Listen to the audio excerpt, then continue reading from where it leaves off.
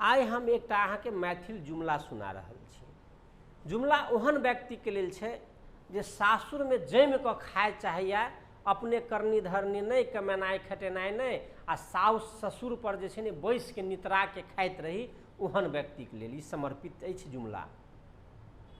जुमला छै कि हरिमोहन बाबू गेलखिन सासुर, इरादा छलनि किछु जमऽके।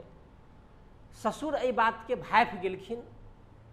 तहन हरिमोहन बाबूके लगलनि कि ससुरके किछु जे छै ने हिनछिन भिनछिनवला व्यवहार छनि।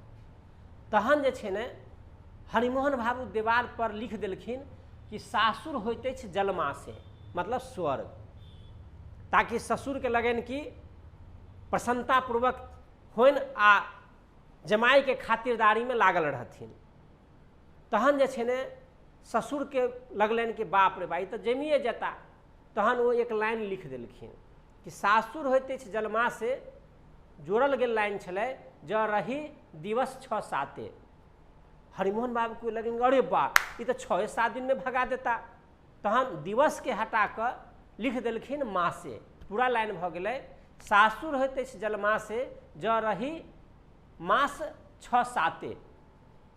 आब ससुरके लगलनि कि अरे बा ई तऽ जमि गेला।